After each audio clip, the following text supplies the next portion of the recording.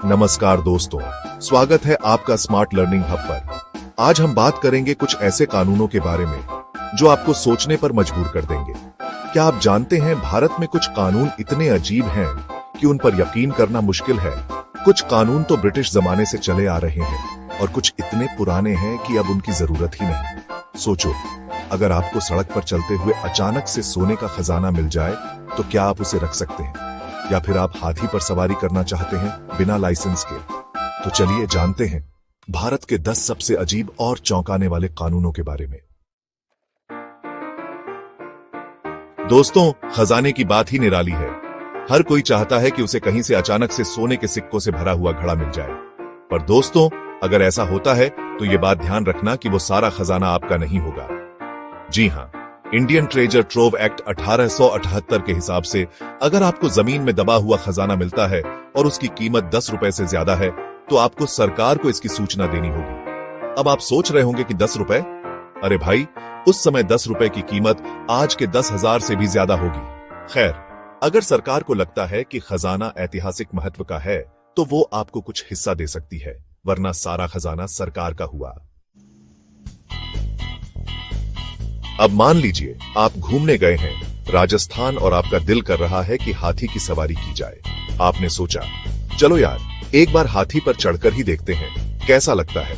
पर रुकिए दोस्तों, कहीं ऐसा ना हो कि आपका यह शौक आपको भारी पड़ जाए, क्योंकि मोटर व्हीकल्स एक्ट के मुताबिक अगर आप हाथी पर बिना परमिट या लाइसेंस के सफर कर रहे हैं तो आपको चालान कट सकता है। जी हां, आपने सही सुना, यह कानून आज भी एक्टिव है। एक समय था जब लोग दूर दराज के इलाकों में अपने घर वालों से बात करने के लिए टेलीग्राम का इस्तेमाल करते थे। पर समय के साथ टेलीग्राम सेवा बंद हो गई। 2013 में भारत में आखिरी टेलीग्राम भेजा गया था। लेकिन दोस्तों, आपको जानकर हैरानी होगी कि इंडियन टेलीग्राफ एक्ट 1885 जो टेलीग्राम सेवा को नियंत्रित करता था, वो आज भी कानून की किताबों में मौजूद है। अब सोचने वाली बात यह है कि जब टेलीग्राम सेवा ही नहीं रही तो इस कानून का क्या मतलब? बचपन में हम सबने पतंग उड़ाई है, लेकिन दोस्तों, क्या आप जानते हैं कि पतंग उड़ाना भी गैरकानूनी हो सकता है? जी हां, आपने बिल्कुल सही सुना। एयरक्राफ्ट एक्ट के अनुसार कोई भी हवाई वस्तु एयरक्राफ्ट उड़ाने से पहले डीजीसीए से परमिशन लेनी होती है, और इसमें पतंग भी टेक्निकली आती है। अब हर कोई पतंग उड़ाने से पहले डीजीसीए से परमिशन थोड़े ना लेगा। एक जमाना था जब लोग अपने दिल की बात चिट्ठियों में लिखकर भेजते थे। लेकिन क्या आप जानते हैं कि भारत में सिर्फ सरकारी पोस्ट ऑफिस ही चिट्ठियां भेज सकता है? इंडियन पोस्ट ऑफिस एक्ट 1898 के अनुसार अगर कोई प्राइवेट कंपनी चिट्ठी भेजे तो ये टेक्निकली गैर कानूनी है। अब आप सोच रहे होंगे कि कुरियर कंपनियां कैसे काम करती हैं? तो दोस्तों, उनके पास सरकार से स्पेशल परमिशन होती है। दोस्तों, ऑफिस में काम करते करते थकान हो ही जाती है। ऐसे में थोड़ा बहुत आराम तो बनता है। पर क्या हो अगर आपको हर 4 घंटे में सिर्फ 6 मिनट का टॉयलेट ब्रेक मिले? जी हां, फैक्ट्रीज एक्ट में एक वर्कर को 6 मिनट का टॉयलेट टाइम अलाउ है हर 4 घंटे में। मतलब साफ है कि इस कानून को बनाने वालों ने जिंदगी को काफी सीरियसली ले लिया था। दोस्तों, जिंदगी में कभी कभी ऐसे मौके आते हैं जब इंसान टूट जाता है। लेकिन क्या आपको पता है कि भारत में आत्महत्या की कोशिश करना भी एक अपराध माना जाता था? जी हां, भारतीय दंड संहिता की धारा 309 के तहत अगर कोई व्यक्ति आत्महत्या करने की कोशिश करता था और असफल हो जाता था तो उसे कानून के मुताबिक सजा दी जा सकती थी। हालांकि इस कानून को अब हटाने की प्रक्रिया शुरू हो चुकी है।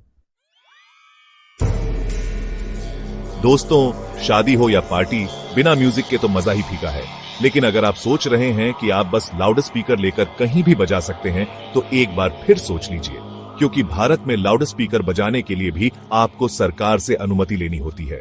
चाहे वो मंदिर हो, डीजे हो या फिर कोई और जगह, बिना परमिशन के लाउड स्पीकर बजाना गैरकानूनी है। दोस्तों, चाय तो हम सबको पसंद है, लेकिन क्या आप जानते हैं कि अगर आपने किसी की चाय की पत्ती भी चुराई तो यह भी एक जुर्म है? जी हां, भारतीय कानून में चाय की पत्ती की चोरी भी अलग से डिफाइन की गई है। और यह कानून कोई आज का नहीं, बल्कि ब्रिटिश जमाने से चला आ रहा है।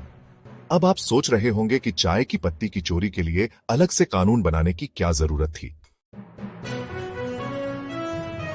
दोस्तों, ये कानून थोड़ा संवेदनशील है, लेकिन इसे बताना जरूरी है। पहले के जमाने में अगर कोई शादीशुदा व्यक्ति किसी दूसरे के साथ रिश्ता बनाता था तो इसके लिए सिर्फ पुरुष को दोषी माना जाता था।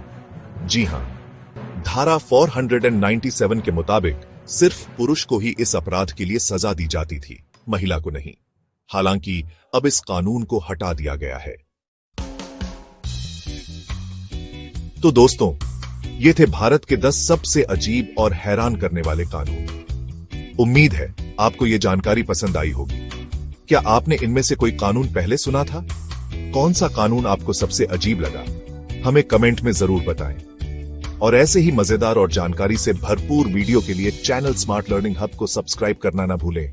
धन्यवाद।